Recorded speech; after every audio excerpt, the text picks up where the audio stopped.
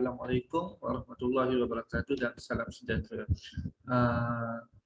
Saya Baliami bin Makia daripada Pusat Johor Bahru akan membentangkan hasil kerja kumpulan kami, iaitu telah memilih syarikat Ahmad Zaki Resource Sdn Bhd untuk menyelesaikan tugasan asas pentadbiran awam BPNM 1013. Untuk pengetahuan, kumpulan kami terdiri daripada 4 orang ahli, iaitu saya sendiri, Baliami bin Makia selaku ketua kumpulan, nombor metrik 2900109. Yang kedua, Cik Muhammad Jumat Azli bin Abdul Daya, nombor metrik 290397. Puan Khadijah binti Abdul Rahim, nombor metrik 290443. Dan Cik Muhammad Rafiuddin bin Misrum, nombor metrik 290170. Itu saya akan menerangkan secara ringkas berkenaan dengan syarikat Ahmad Zaki Resource Sdn Bhd. Ahmad Zaki Resource Sdn Bhd mula diperbadankan pada 17 Februari 1982 dengan nama Ahmad Zaki Sdn Bhd. Ataupun lebih dikenali sebagai AZRB. AZRB mula tersenarai di Bursa Malaysia pada tahun 1997 selepas Ibu Pejabat AZRB berpindah ke Kuala Lumpur pada 26 Mei 1987. Pada tahun 1997, AZRB berada di papan kedua Bursa Malaysia. Pada 10 September 2003, AZRB mula berpindah ke papan utama Bursa Malaysia. Perniagaan utama AZRB adalah perkhidmatan, pembinaan dan kejuruteraan. Selain itu, AZRB juga ada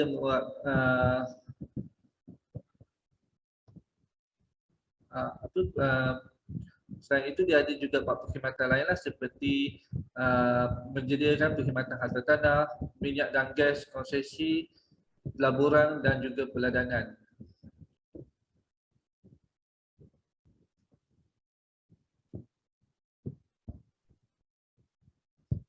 Kami memilih AZRB adalah kerana AZRB adalah syarikat milik penuh orang Melayu Bumi Putera yang dipengerusikan oleh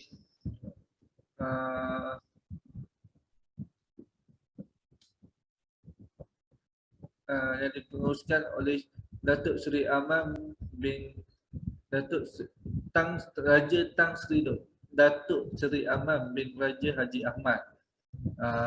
Sebab selaku pengerusi bebas bukan eksekutif. Selain itu ada juga pengarah-pengarah bebas yang lain lah. Okey.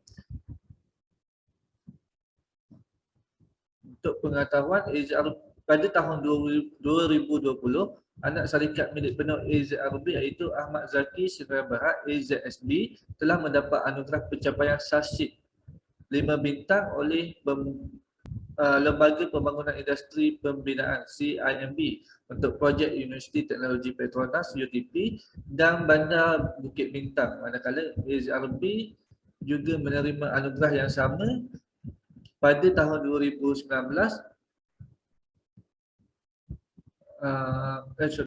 AZRB juga menerima anugerah yang sama pada tahun 2019.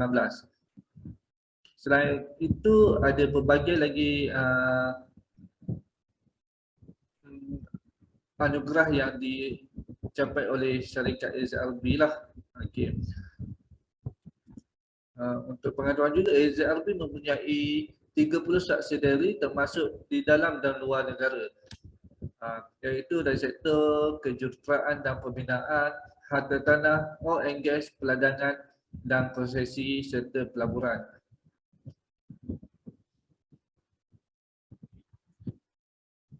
Misi dan visi AZRB. Misi AZRB adalah untuk menjadi syarikat rakan kongsi yang dipercayai oleh pekerja, pelanggan dan pihak berkepentingan.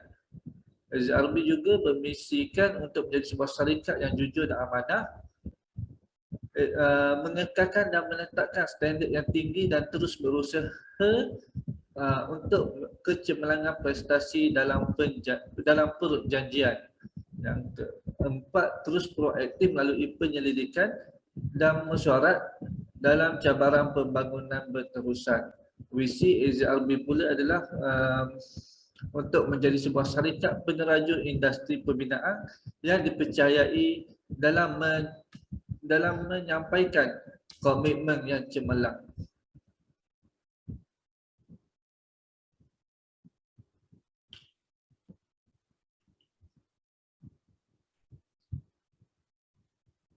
Lepas itu saya teruskan lagi dengan produk dan perkhidmatan. Pertama sekali, produk kejuruteraan dan pembinaan. Antara projek yang telah disiapkan adalah Menara Kerja Raya di Jalan Sultan Salahuddin, Kuala Lumpur pada tahun 2015. Lepas tu Pusat Perubatan Sultan Ahmad Shah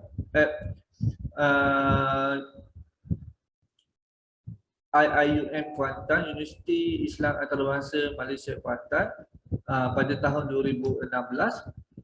Lepas tu residensi UTMKL di Kampung Datuk Keramat pada tahun 2017 dan UDA Legasi pada tahun 2021. Yang kedua adalah harta tanah. Antara projek yang telah disiapkan adalah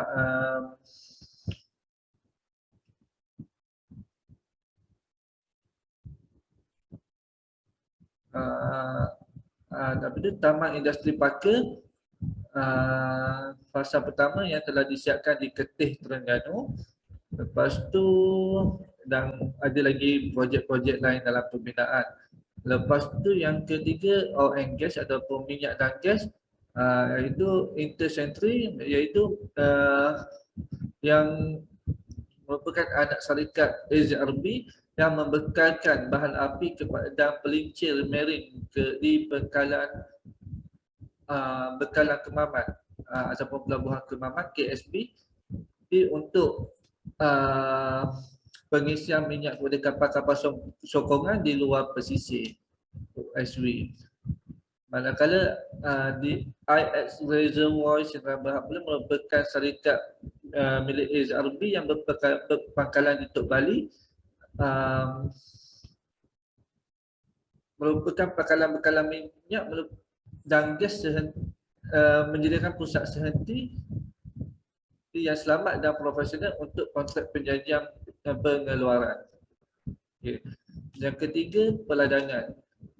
AZRB merupakan pemegang saham terbesar untuk syarikat PT Ikhtiar PT Ikhtiar Gusti Padu IGP, iaitu 95%, manakala 5% lagi bergangan oleh IGP yang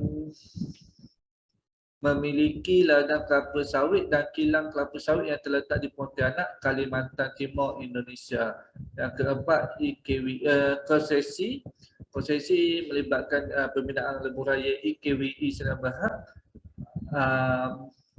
dan juga merupakan IKWI juga merupakan anak syarikat milik penuh AZRB yang menguruskan Klang Valley Expressway,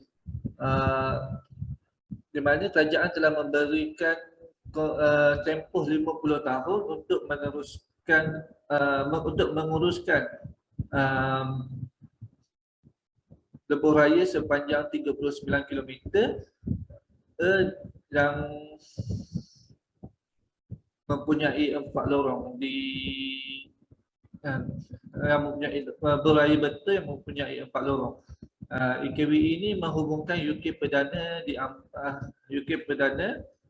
Ampan dan dan Bandar Sungalong di Kajang. Pembinaan fasa pertama bermula pada tahun 2015 dan dijangka siap pada tahun 2025. Dan yang keempat adalah pelaburan, iaitu yang dikendalikan oleh AZRB Capital, adalah syarikat milik penuh AZRB Sdn Bhd.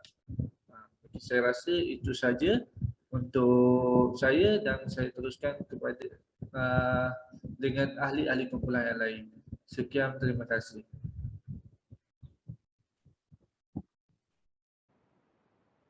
Assalamualaikum warahmatullahi wabarakatuh. Saya Nur Khadijah Abdul Rahim bernombor metrik 290443 akan menerangkan tentang slide yang seterusnya. Slide yang seterusnya ialah berkaitan dengan projek-projek yang telah dijalankan dan juga yang sedang dijalankan oleh syarikat AZRB atau lebih dikenali sebagai Ahmad Zaki Resources Berhad. Antara projek-projek yang sedang dijalankan oleh syarikat ini adalah projek MRT Line 2, projek PNB Hotel dan Office Tower di Kuala Lumpur, projek Bukit Bintang City Centre pun juga berada di Kuala Lumpur, dan juga projek bangunan yang bertempat di Putrajaya. Juga projek yang seterusnya yang terakhir yang sedang dijalankan adalah projek East Klang Valley Expressway ataupun lebih dikenali sebagai EKVE.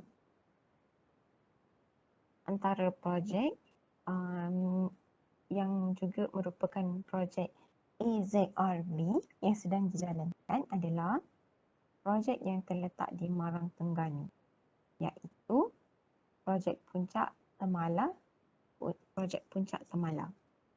Projek ini telah diuruskan oleh anak syarikat AZRB di Puncak Temala, Sendirian Berhad. Puncak Temala Sendirian Berhad juga merupakan sebuah anak syarikat daripada AZRB. Projek ini telah menelan kos sebanyak 200 juta ringgit. Projek ini melibatkan pelaburan terbesar AZRB dalam mengukuhkan bahagian hartanahnya sendiri. Projek ini melibatkan dalam pembinaan 685 unit kediaman dan komersial di tapak yang hampir berkeluasan 27 hektar. Seterusnya adalah projek Rimbunan Damansara, Kuala Lumpur. Projek ini diuruskan sendiri oleh AZ Land Sendirian Berhad, merupakan projek pertama AZ Land yang berada di Lembah Kelang. Projek ini berteraskan perhubungan hijauan. Rimbunan Damansara juga merupakan projek kondominium yang bertemakan resort contemporary. Projek ini terletak berdekatan dengan 6 lebuh raya utama, jajaran komuter dan lapangan terbang Subang Sky Park. Pembangunan ini di atas tanah pegangan bebas yang telah menjanjikan atau menyediakan 236 unit kediaman dengan taman kehijauan di sekitarnya. Seterusnya ialah Menara Pejabat dan Hotel Permodalan Nasional Berhad di Jalan Sultan Ismail, Kuala Lumpur ataupun dikenali sebagai PNB Hotel and Office Tower. Projek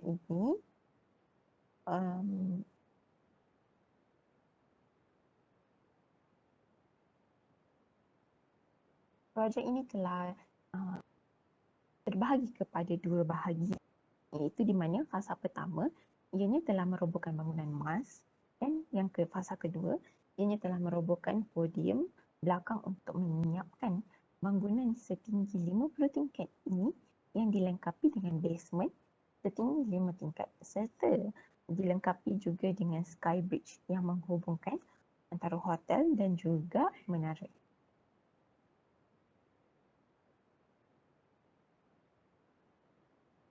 Terusnya ialah antara projek-projek yang telah berjaya disiapkan oleh syarikat AZRB Ahmad Zaki Resources Berhad dalam bahagian construction, iaitu pembinaan, ialah projek dalam bahagian pendidikan, projek dalam bahagian komersial, sport facilities, residential and hotel, infrastruktur, masjid dan juga hospital.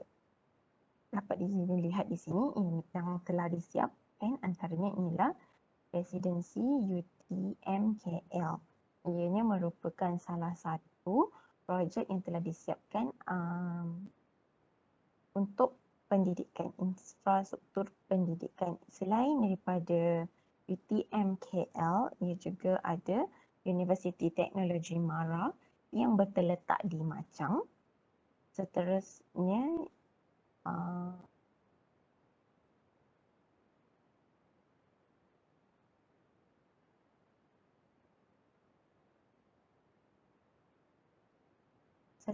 juga ialah Universiti Uniza yang terletak di kampus Besut, Terengganu. Manakala berada di Perak pula, AZRB telah menyediakan reka bentuk dan constructions untuk Universiti Teknologi Petronas,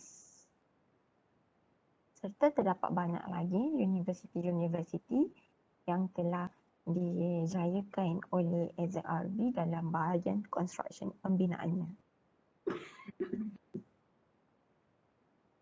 Seterusnya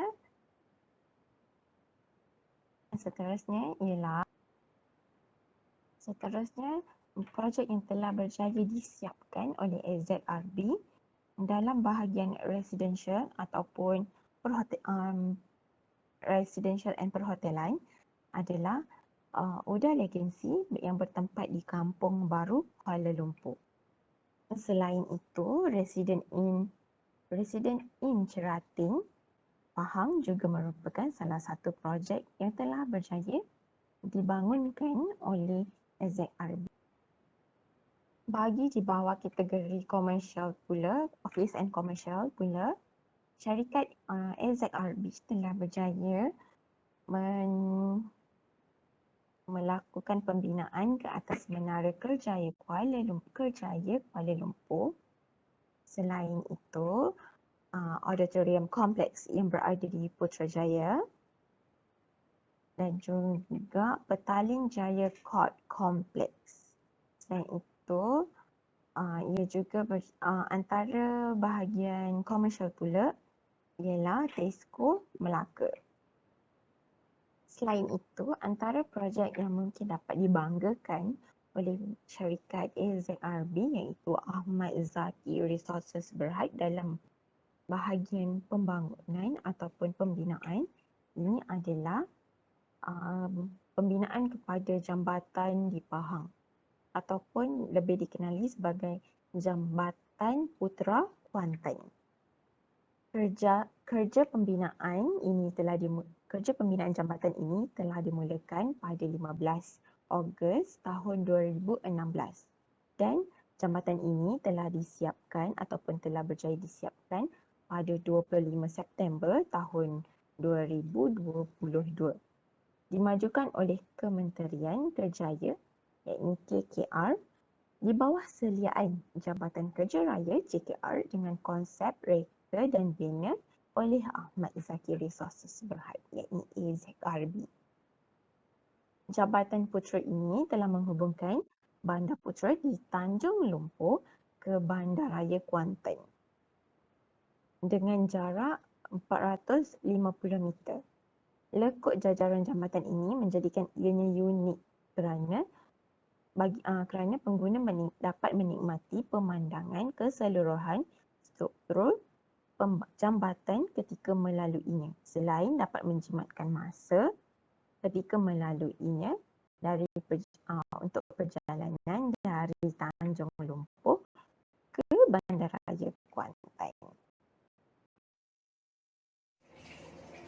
Assalamualaikum, saya Muhammad Jumat Azli bin Abdul Daya, nombor metrik 290397, membentangkan berkenaan dengan pesaing-pesaing utama yang dapat dilihat bagi pesaing syarikat AZRB lah, iaitu syarikat UEM Sunrise Berhad. Ia berpusat di Kuala Lumpur, mula ditubuhkan pada tahun 1966. UEM Sunrise merupakan pemaju hartanah utama di Malaysia yang mempunyai kepakaran dalam bidang pembangunan perbandaran makro, pemaju kediaman komersial bersepadu yang bertingkat tinggi serta pengurusan hartanah perkhidmatan projek dan pembinaan. Antara projek-projek UEM Sunrise Berhad yang dapat dilihat adalah salah satunya Iskandar Putri Johor Bahru, Desa Rukos, dan Malaysia Vision Valley. Selain daripada projek berada di Malaysia, UEM juga mempunyai projek di luar negara, iaitu di Australia, iaitu Aurora, Melbourne Center dan Conservatory. Okey, yang seterusnya kita melihat kepada persaingan yang kedua dapat dilihat iaitu MRCB, Malaysian Resource Corporation Berhad, berperanan penting dalam pembangunan dan infrastruktur di Malaysia. MRCB yang beroperasi di Kuala Lumpur telah ditubuhkan pada tahun sejak 1968 oleh kerana kumpulan wang simpanan pekerja KWSP merupakan pemegang saham utama, iaitu sebanyak 38%. MRCB dianggap sebagai sebuah syarikat berkaitan dengan kerajaan GLC dalam bulatan perniagaan Malaysia. Hal ini memberi nilai tambahan kepada MRCB untuk diberi keutamaan dalam melaksanakan sesuatu projek. Antara projek-projek utama yang dikenalikan oleh MRCB, salah satunya adalah Kuala Lumpur Central CBD, Ibu Pejabat KWSP, Damansara, Shah Alam, dan Kompleks Balai Islam An-Nur TNB di Bangsar. Dan yang terakhir merupakan pesaing paling utama bagi syarikat ZRB, iaitu syarikat Gemuda Berhad. Syarikat Gemuda Berhad merupakan sebuah syarikat kejuruteraan hartanah dan infrastruktur yang berpangkalan di Malaysia. Gemuda juga merupakan salah satu syarikat infrastruktur yang terbesar di Malaysia dengan reputasi terbukti dalam menyampaikan perkhidmatan yang inovatif dalam menyelesaikan projek-projek di dalam ataupun di luar negara.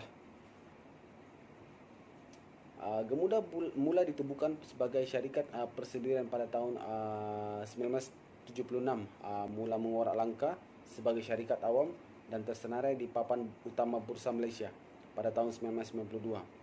Projek mega pertama yang dijalankan adalah Lebuh Raya Kesas pada tahun 1994. Projek mega pertama yang dijalankan adalah Kesas dan diikuti dengan Lebuh Raya LDP dan Lebuh Raya Sprint pada tahun 1996 dan 1999. Pada tahun 2001, Gemuda mula melangkah ke luar Malaysia dengan menandatangani projek Penagah Palisade Highway dan Dagapur Expressway India dan Duka Highway Qatar pada tahun 2005. Pada tahun yang sama juga, Gemuda mengetuai pembinaan Hamad International Airport di Qatar. Okey, kita teruskan kepada trend organisasi. Pada tahun 2021, AZRB telah mencatatkan kerugian bersih, iaitu RM68.81 juta bagi tahun kewangan terakhir.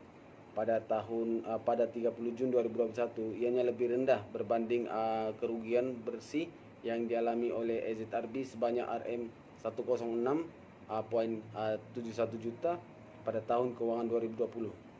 Ini disebabkan oleh sumbangan kerugian yang lebih rendah daripada sektor peladangan yang memberi manfaat daripada kenaikan harga komoditi kelapa sawit yang tinggi. Walau bagaimanapun, sektor pembinaan dan kejuruteraan yang perlahan membuatkan pendapatan daripada sektor terus merosot, iaitu RM846 dan 0.98 juta pada tahun ini berbanding dengan 966.18 juta pada tahun sebelumnya, tetapi dapat diimbangi daripada pendapatan yang lebih tinggi dari sektor perladangan. Okey, yang terakhir kita melihat kepada kekuatan organisasi. yang telah dianugerahkan pengiktiran CIDB 5 bintang dalam Majlis Minggu Pembinaan Antarabangsa pada tahun 2019. Anugerah ini diberikan berdasarkan parameter seperti kekuatan pengurusan, kepakaran teknikal, prestasi perniagaan dan amalan baik dalam organisasi. AZSB juga dianugerahkan anugerah pencapaian Syahsiq 5 bintang oleh CIDB untuk projek Pusat Bandar Bukit Bintang dan Universiti Teknologi Petronas Iskandar Seri Iskandar dan AZRB sendiri mendapat 4 bintang. AZRB telah menerima anugerah Merit MSWG sebagai petunjuk tadbir urus korporat paling baik serta perhubungan pelabur dan laman web perhubungan pelabur terbaik di bawah kategori microchip daripada Persatuan Pelaburan Malaysia 2018. Selain itu, AZRB juga turut memenangi anugerah Best Under Billion untuk pelapor kemampanan terbaik Malaysia pada tahun 2017. Sektor kejuruteraan dan pembinaan dengan gelaran anugerah kecemerlangan industri pembinaan Malaysia 2017. AZRB turut merangkul 2 anugerah MCIEA, iaitu anugerah projek terbaik dan anugerah pembinaan hijau di Menara Kerja Raya Kuala Lumpur. AZRB dan yang terakhir, AZRB pernah 3 kali menjadi penyandang anugerah pembina tahun ini, iaitu pada tahun 2000, 2006 dan 2017 dalam kategori projek pembinaan. Sekian dari saya. Terima kasih. Bismillahirrahmanirrahim. Assalamualaikum warahmatullahi taala wabarakatuh. Saya Muhammad Afiuddin bin Misrun akan membentangkan 5 poin penting. Pertama, kelemahan organisasi. Sektor pembinaan negara ini menghadapi kekurangan dalam pekerjaan 3D, iaitu kotor, sukar dan bahaya yang serius. Ini disebabkan kerana rakyat Malaysia tidak berminat bekerja dalam sektor ini. Menteri Kanan Kerja Raya Datuk Seri Fadilah Yusof berkata, kontraktor menghadapi masalah apabila hanya bergantung kepada pekerja asing untuk kerja-kerja 3D, walaupun sektor pembinaan dibenarkan beroperasi sepenuhnya dalam fasa pemulihan pandemik COVID-19. Yang kedua, organisasi bergantung kepada tenaga buruh dari Indonesia, Bangladesh, Nepal dan India untuk melaksanakan kerja-kerja 3D. Negara masih belum bersedia untuk mendapatkan pekerja-pekerja dari negara berkenaan ekoran ancaman daripada varian Omicron COVID-19. Yang ketiga, penawaran yang tinggi dalam sektor hartanah menjadi satu kelemahan terhadap organisasi. Terdapat banyak hartanah yang tidak terjual dan menggalakkan pemilikan rumah disambut baik dan disokong oleh banyak pihak. Namun ada di kalangan mereka berpendapat kebanyakan rumah yang ditawarkan di luar kemampuan pembeli. Seterusnya, poin yang kedua, peluang organisasi. AZSB telah memeterai perjanjian jual beli dengan Associate Concrete Product Malaysia Sdn Bhd dan Persis Sdn Bhd untuk pembelian hartanah bernilai RM41 juta. Pembelian sebidang tanah perindustrian pegangan bebas seluas kira-kira 19.26 hektar terletak di Batang Kali, Ulu Selangor beserta sebuah kilang yang telah didirikan di atas tanah berkenaan. Dengan pembelian tanah ini dapat memberi peluang kepada AZSB untuk mengembangkan lagi pengeluaran dalam komponen konkrit peratuang serta berfungsi sebagai stor atau depo untuk AZSB. Tanah ini juga mempunyai potensi yang baik kerana lokasi yang strategik dan boleh dihubungkan dengan jalan penghubung dari pusat bandaraya Kuala Lumpur melalui Lebuh Raya Utara Selatan disusul keluar Persimpangan Rawang. Pembelian ini jangka tidak memberi kesan material ke atas pendapatan sesaham, aset bersih, bersaham, modal saham dan pegangan saham pemegang saham. Seterusnya, poin yang ketiga, ancaman organisasi. Cabaran aspek keselamatan dan kesihatan OSH di tapak pembinaan, isu kotor, bahaya, sukar, iaitu 3D, lambakan pekerja asing serta bencana seperti tanah runtuh, banjir dan wabak penyakit turut memberi kesan negatif terhadap pengurusan aktiviti projek pembinaan. Pada masa kini, Malaysia dan negara lain terkesan dengan penularan pandemik yang turut menjejaskan pertumbuhan ekonomi, keuangan dan sosial. Industri pembinaan turut mendapat kesan yang sama di mana aktiviti projek terpaksa ditangguh atau dihentikan kerana mematuhi Perintah Kawalan Pergerakan, iaitu PKP. Penting bagi pekerja 3D untuk mengelak tempat sesak di tapak pembinaan dan tidak berkumpul beramai-ramai ketika melakukan tugas. Pemain industri perlu memastikan tiada kesesakan berlaku di kantin pada waktu rehat, sentiasa mengekalkan jarak yang selamat di samping menjaga kebersihan tapak binaan dan menitik beratkan asrama pekerja atau kotai.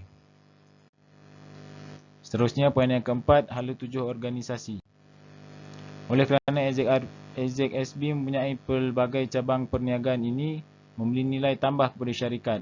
Kaunter AZRB dikuasai oleh pemilik syarikat sendiri dengan pegangan saham 54.36%. Ini sangat menarik dan berpotensi tinggi.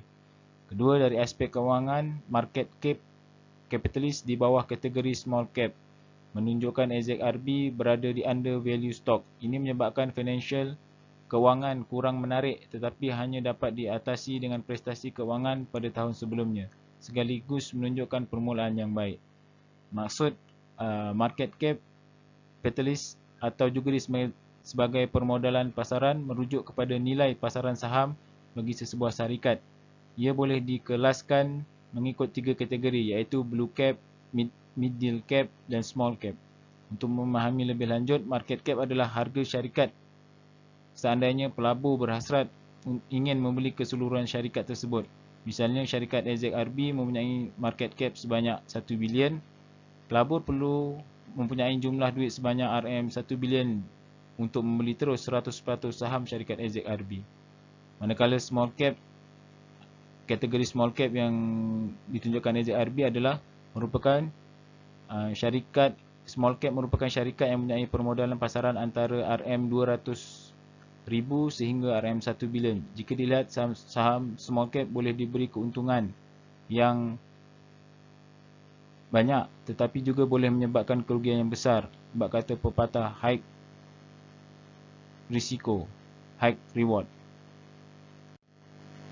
Seterusnya, yang kelima, cadangan dan strategi kepada organisasi. Cadangan pertama, penggunaan teknologi di pasaran perlu dimanfaatkan sepenuhnya dan diadaptasi dalam pengurusan projek. Contohnya, penggunaan teknologi sedia ada seperti sistem binaan berindustri IBS, permodalan maklumat bangunan BIM dan penggunaan teknologi berasaskan evolusi industri. Keempat, IR 4.0 iaitu robotik, automasi, data raya, internet kebendaan IoT, realiti maya iaitu VR dan kecerdasan buatan iaitu AI. Keduanya, organisasi boleh membuat penambahbaikan dengan mempraktikkan 3S dalam pengurusan projek iaitu skill, sistem dan selesa. Sekian. Wabillahi taufiq wal hidayah. Assalamualaikum warahmatullahi wabarakatuh.